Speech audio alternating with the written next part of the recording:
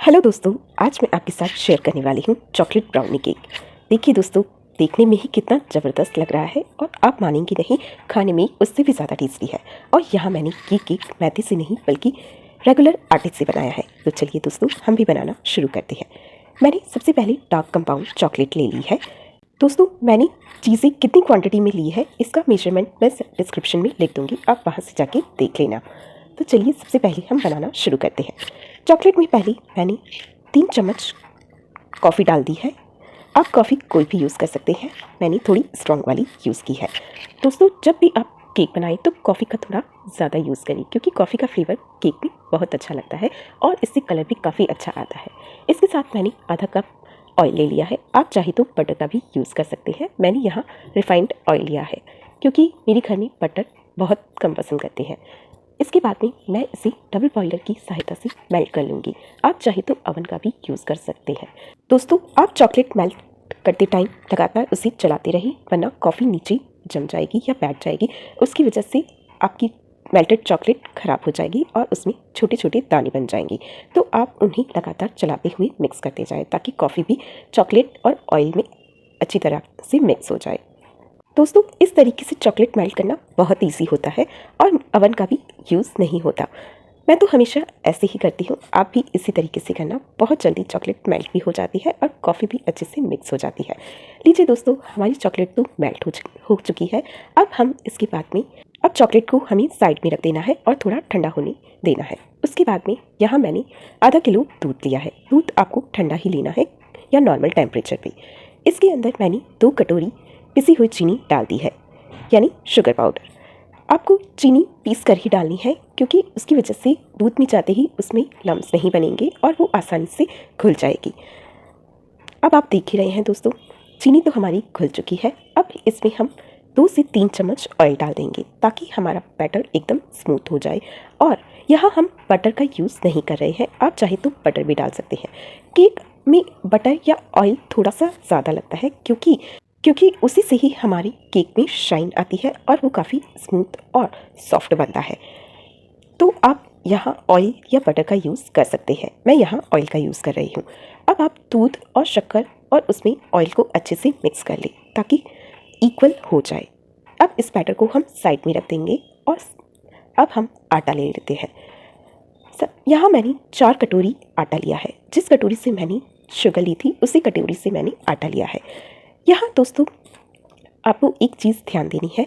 मैं यहाँ 1.5 से 2 किलो तक का केक बना रही हूँ और ये केक का बैटर मैं 2 केक के लिए बना रही हूँ, तो आधा बैटर मैं 1 केक के लिए यूज़ करूँगी।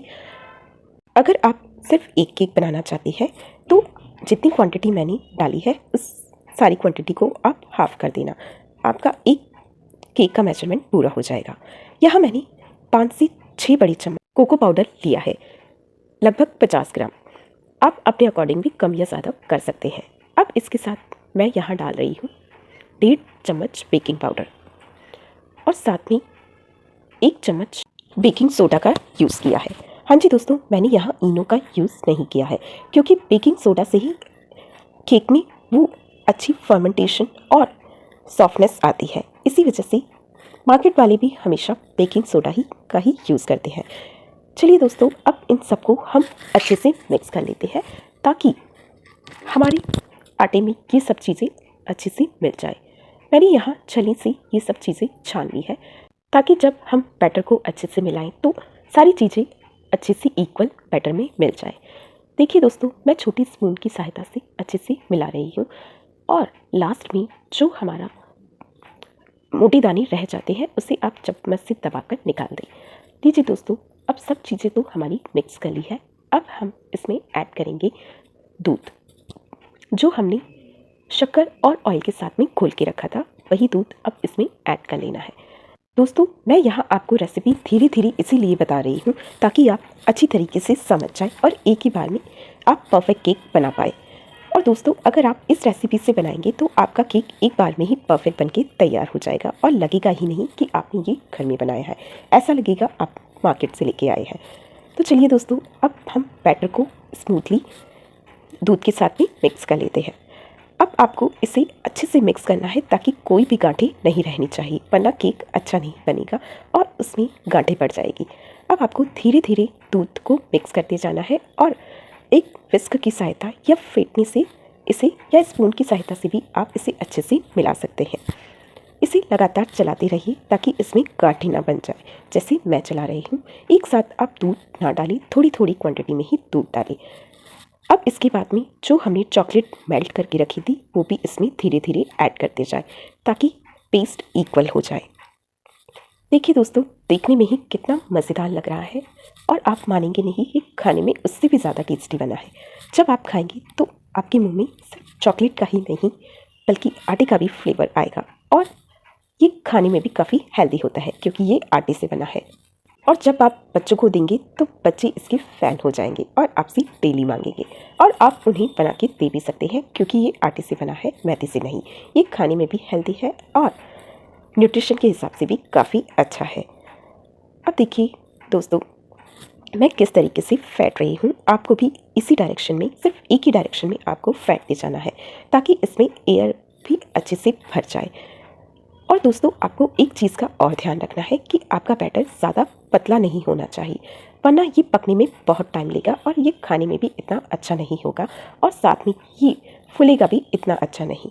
तो आपको बैटर गाढ़ा ही रखना है क्योंकि ये आटे से बना है, जैसा मैंने रखा है, बिल्कुल वैसा ही जैसे मेल्टेड चॉकलेट होती है। अब दोस्तों, मैंने एक केक टिन में ऑयल ग्रीस कर लिया है और साथ में बटर पेपर लगा दिया है ताकि केक हमारा चिपके नहीं। अब इसके बाद में हमें इसमें बैटर को डाल देना है। बैटर को आपको फुल नहीं भरना है क्योंकि जब ये इसमें एयर भर जाएगी और ये पक जाएगा तो ये पूरा ऊपर तक आ जाएगा, तो आपको हाफ बैटर ही इसमें डालना है। ये जब पक जाएगा तो ये पूरा ऊपर तक आ जाएगा। अब इसके बाद में आपको इसमें से एक्स्ट्रा एयर निकाल देनी है और ऊपर का सरफेस प्लेन कर लेना है ताकि वो देखने में काफ़ी अच्छा लगे। एयर निकालने के लिए आप इसे 3 से 4 बार टैप कर सकते हैं। इसकी वजह से बैटर अच्छे से फैल जाएगा टिन के ऊपर और एक्स्ट्रा एयर भी निकल जाएगी। अब साथ में मैंने एक पतीली में नमक डाल दिया है, वो हमारा अवन की तरह काम करेगा। यहाँ हम अवन का यूज़ नहीं कर रहे हैं, हम पतीले में ही हमारा केक पकाएंगे। इसमें मैंने नमक को गर्म होने के लिए रख दिया है और हमारा बैटर और केक भी रेडी हो चुका है। अब मैं ऊपर से इसे गार्निश कर देती हूँ ड्राई फ्रूट्स और किशमिश के साथ में। आप चाहे तो अपनी पसंद के कोई भी ड्राई फ्रूट या चॉकलेट का भी यूज़ कर सकते हैं और साथ में मैंने थोड़ी चोको चिप्स भी डाल दिए हैं। अब इसको हमें पतीले में डाल देना है। आप थोड़ा ध्यान से डालें क्योंकि पतीला काफ़ी गर्म हो जाता है और वो फ्री हीट भी हो जाता है। इसके बाद में आपको इसे आधे घंटे के लिए फ्री हीट करना है, यानी कि पकने के लिए छोड़ देना है। ये धीमी आंच पे ही एकदम पक के तैयार हो जाएगा।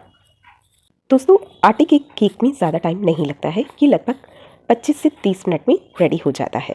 आपको ज़्यादा नहीं पकाना है वरना ये ड्राई हो जाएगा और इसका मॉइस्चर ख़त्म हो जाएगा और वो खाने में इतना टेस्टी नहीं लगेगा। अब देखिए दोस्तों, हमारा केक रेडी हो गया है। अब हमने इसे कट करना है। देखिए दोस्तों, देखने में ही कितना ज़बरदस्त लग रहा है, एकदम डार्क ब्राउन केक बना है हमारा।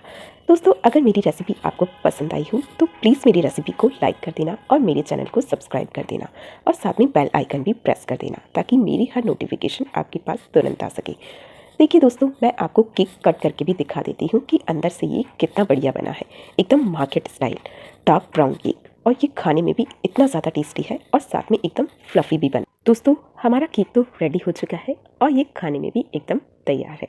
आप चाहे तो इसे बच्चों को टिफ़िन में भी दे सकते हैं और इसे लॉन्ग टाइम तक भी खा सकते हैं। ये केक जल्दी ख़राब नहीं होता और खाने में भी बहुत ज़्यादा टेस्टी लगता है। And thank you for watching.